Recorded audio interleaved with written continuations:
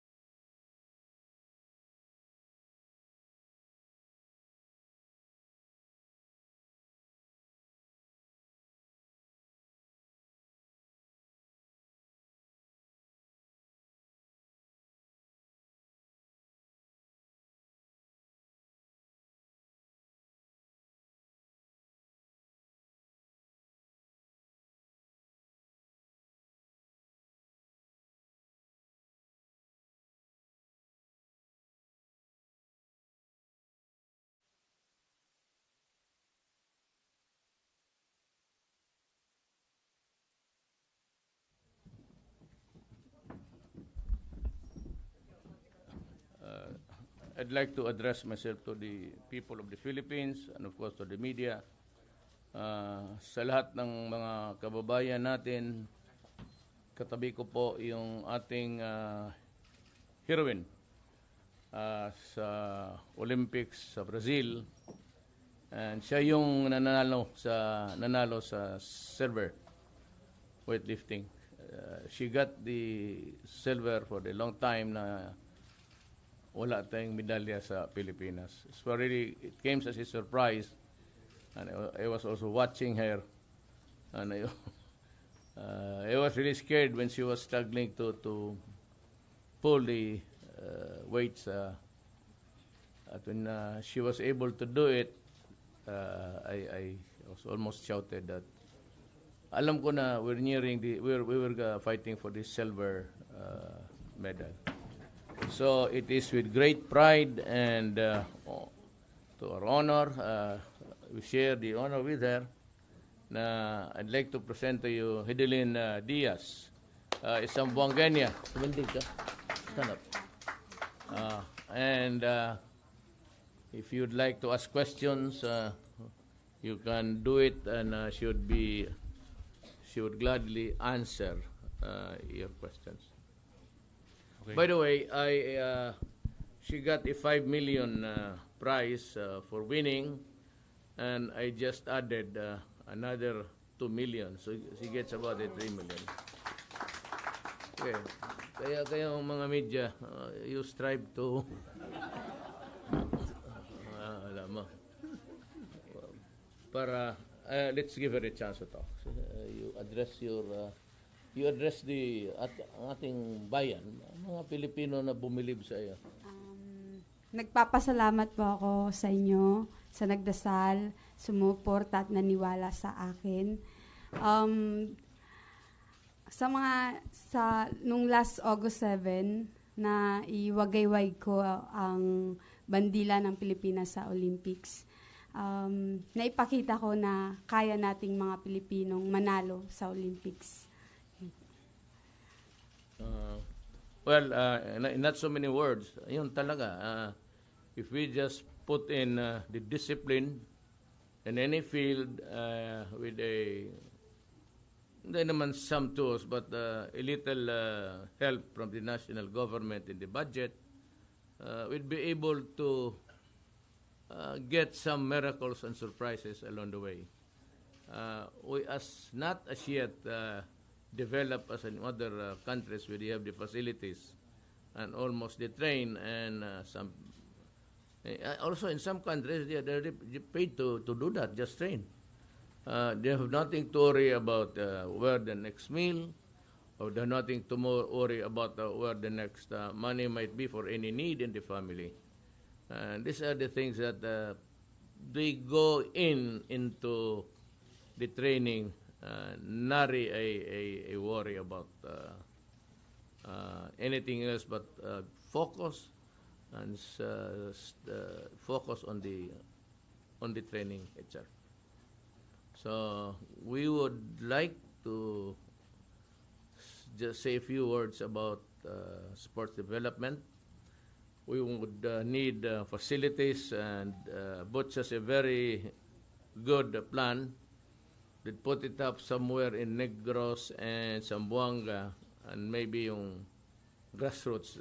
Then we can get the talents from in other places, because historically it has always been Manila was the epicenter of all our athletes there. And hardly if any talent would get noticed from government, especially in the far-flung areas in the Philippines. The plan is good because it would attract as many people, and maybe give others a chance, also a break to participate in the training itself. The facilities would be put up, and we would encourage everybody, our young children, to train there for any discipline that you'd want to be trained for. So with this, if there are questions, we would like to tell you now that do it because I still have to eat. But it's Okay. 10, wala siya, pati ako, wala pang kain. So, Okay. maybe 3 hours would be enough for everybody to ask the question. One question, one follow-up. First question from Ian Cruz of GMA 7.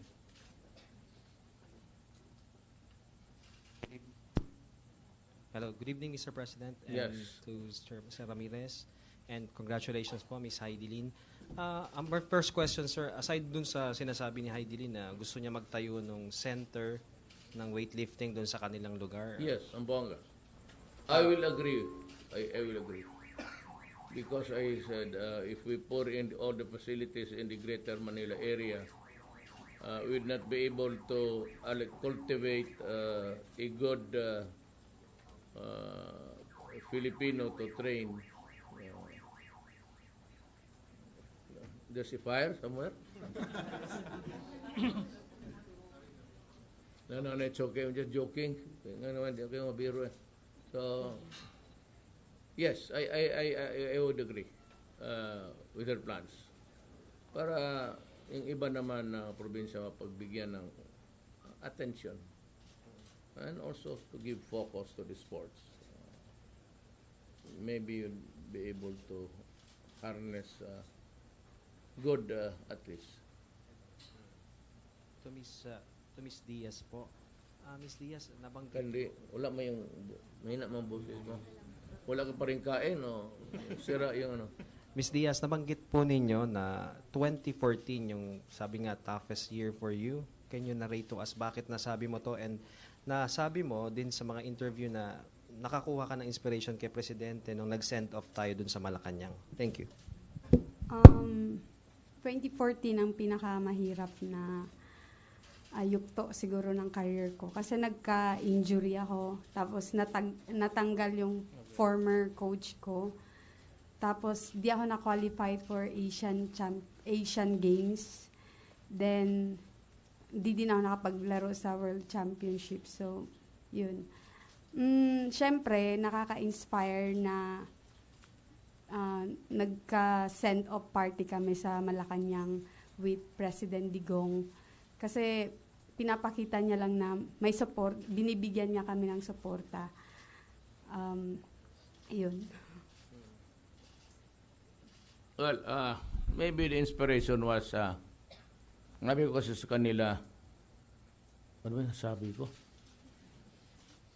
Huwag kayong umuwi pag hindi kayo manalo. I was joking. Sabi ko, do your best for your country. The honor is there. Go for it.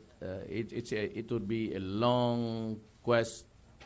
It would be a tedious one. But I said, if you can bring some honor to your country, I'd be happy. That's what I was. It was a short party, a short program actually.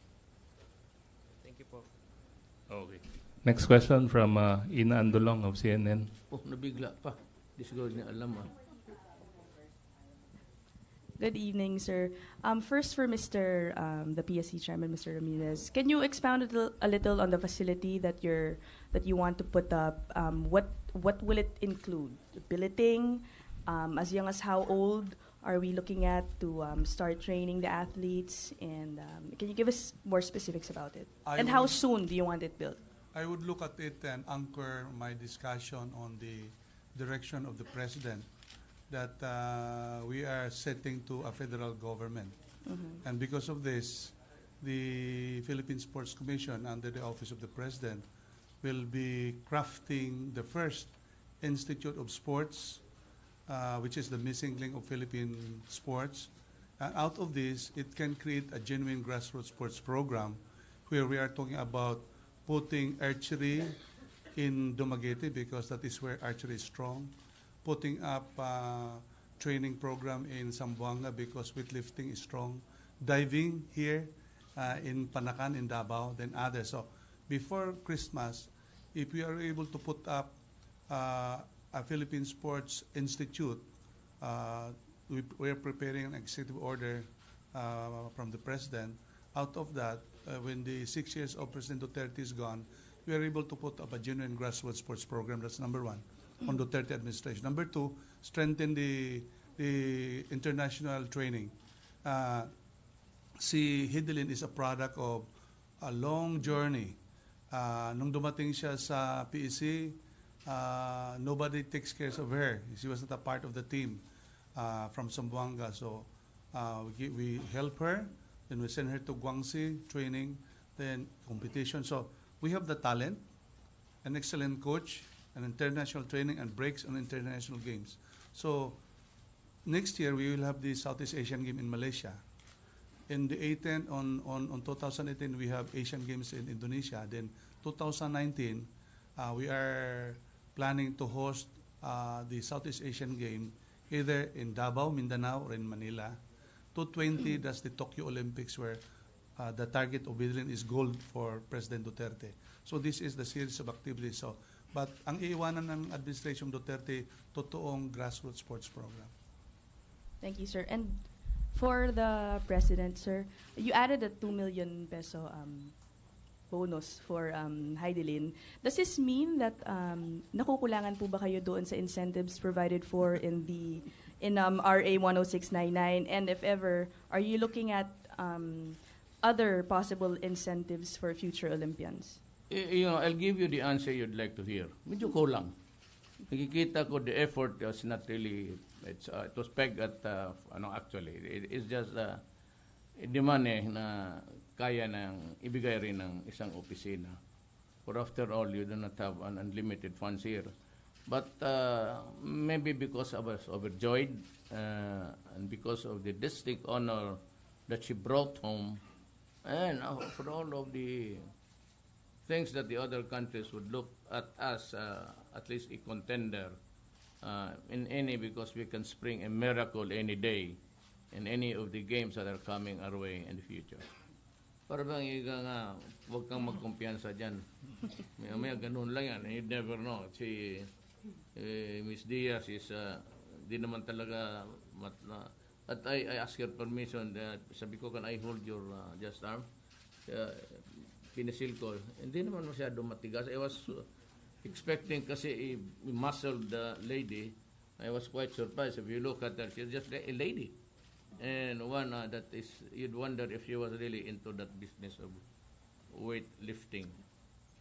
Kaya, dinagdagan ko just to encourage people also that after a long and hard training, meron kang maibigay at maroon silang makuha sa kanilang pagod. Thank you. Honor is not easy to get by this day. Honor in sports, very hard. So many thousands competing, and you'd hardly can't believe that she's one of them. Okay. Eunice Monte of PTV4. Hi, sir. Good evening and congratulations, Ms. Hidilyn. Yung question ko po to Ms. Hidilyn, as an Air Force woman, second class, how do you think this will inspire other military men and women? So yung sunod lang sila. I mean, ikaw, gaano kahirap mag-training all these years? Inspire.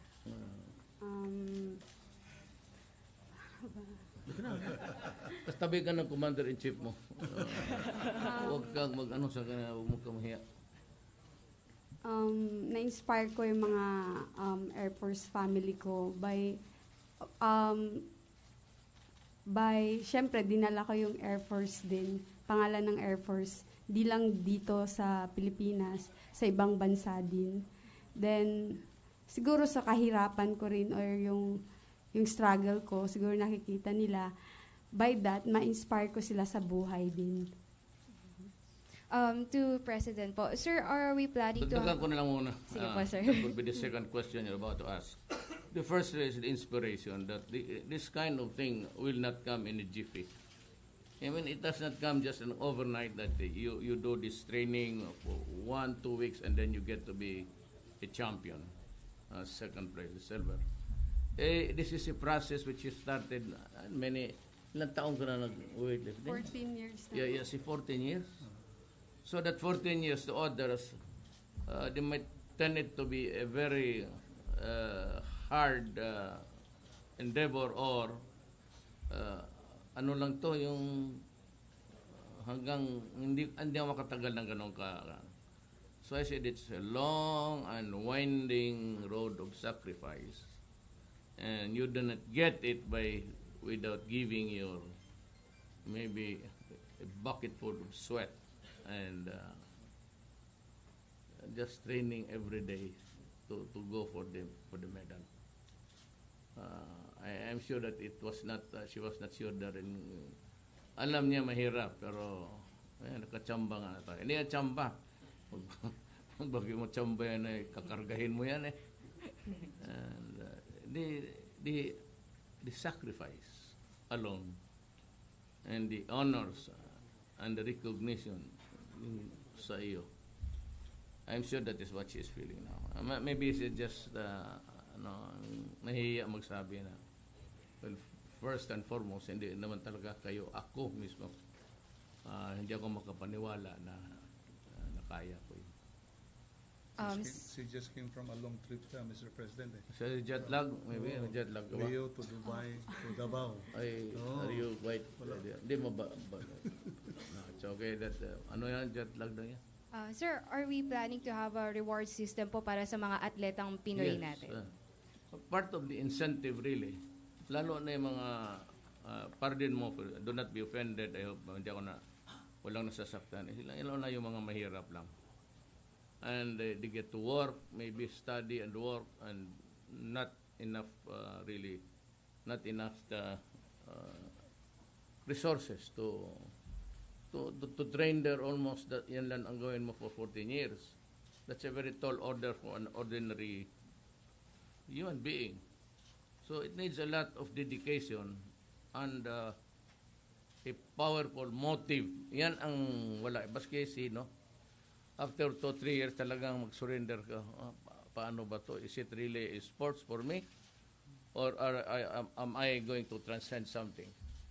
And these are the guys who transcend yung mga hirap sa buhay. Thank you, sir. Training and everything, and yet sa Air Force lang siya. Wala masyadong facility siguro. But given a chance, many others will follow. Ang nakita ko kasi, my observation at 71 years old sa buhay ko, is kung yung lalo na yung mga anak ang tatay nasa weightlifting. Kung may anak yung 4-3, may isa talaga dyan na papasok ng ganong discipline also. Pag anak ng isang basketball player, star yan, you can be very sure that may isa dyan sa mga anak niyan papasok rin. That's almost a genetic connective. Thank you, sir. Congratulations, Ms. Hidilyn. Okay. Thank you, Eunice. Ayan Melihor of PNA. Okay. PMS ka na ba? Sa PMS ka na? PNA, Mayor. Okay. Okay, Michael Flores of Nikkei.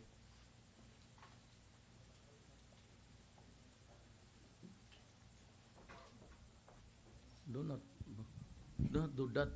Sorry. Why do Good you have to bend? Really, I'm not. Okay. Thank you. Good evening, Mr. President. Congratulations, Ms. Hidilyn. Sir, I'd like Mikael Flores of Nikkei. Sir, I'd like to ask more on your meeting today with Foreign Minister Kishida of Japan.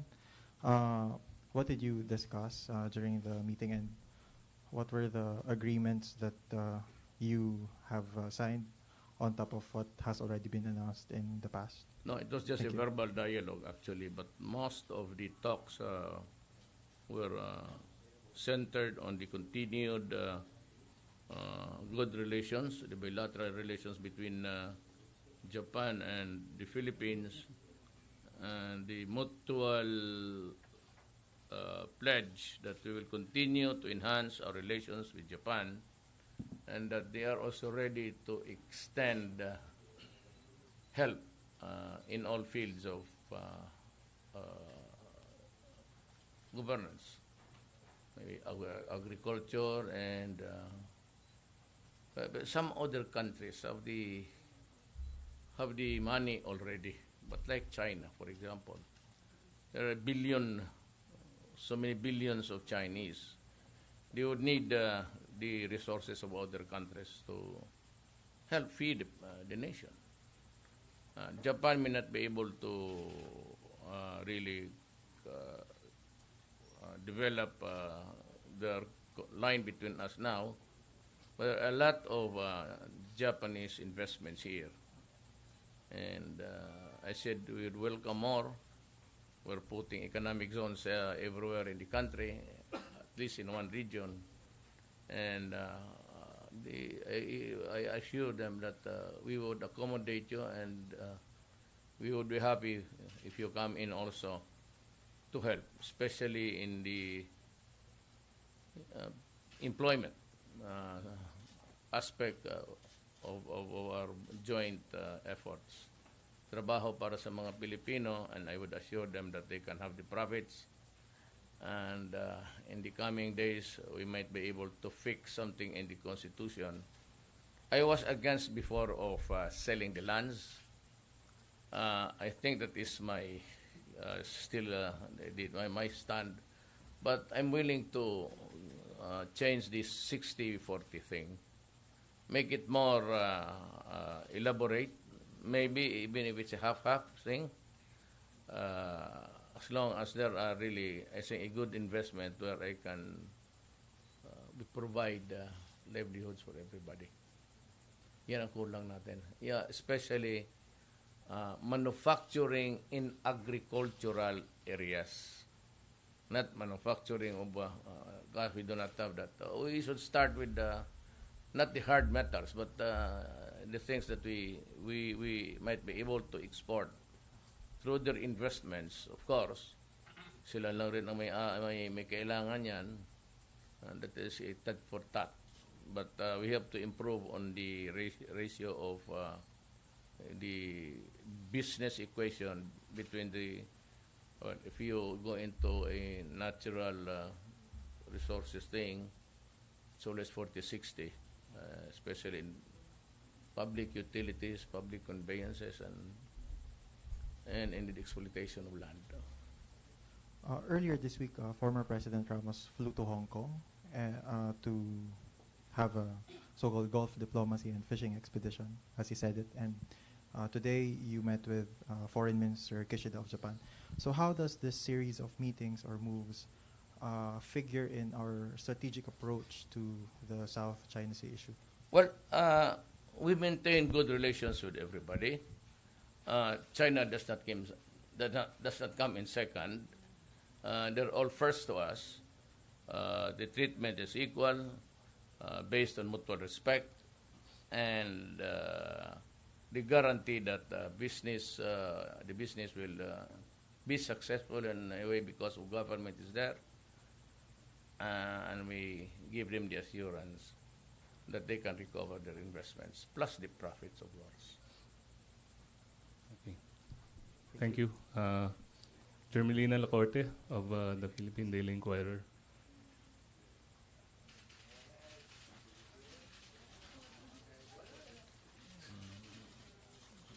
Let's give time to the spokesman of the left. Oh, sir. Sir, can I ask about the libingan ng mga about the burial of the former president in Sabi the ko na libingan? nga eh. Sir, Iyak mo na ako sa lang. Kamati ang... Papaiyak ako sa iyo, totoo lang. Hindi, may pumasok na. Okay. Sir, during your campaign, you promised that, you mentioned that you're going to consult with the marshal of victims, and then you also said that you're going to hold a plebiscite before deciding on the issue. I'm just wondering what, if this... yung burial, yeah, to ask sa a burial. consensus. Yeah, the consensus. Well, you see, I will have to spend again so many billions. Because it would be like electoral process. You get the sentiment of the Filipino. I don't think that I'm ready to spend billions again for just in the matter of a burial of a president. the law says that it does not even mention mga heroes. It simply says that if you are a soldier, and in another section of the law, there is that the presidents. So that's the law. Alam mo kasi kung ginusto nila, and they were already in power at the time, itong mga yelo, dapat nagpasa sila ng batas na hindi pwedeng ilibing si Marcos when the guy was already in Guam in exile. They should have passed a law prohibiting Marcos, if ever he comes home dead, to be buried in the libingan ng mga bayani. That's a generic title because not everybody there is a hero. Yung iba nag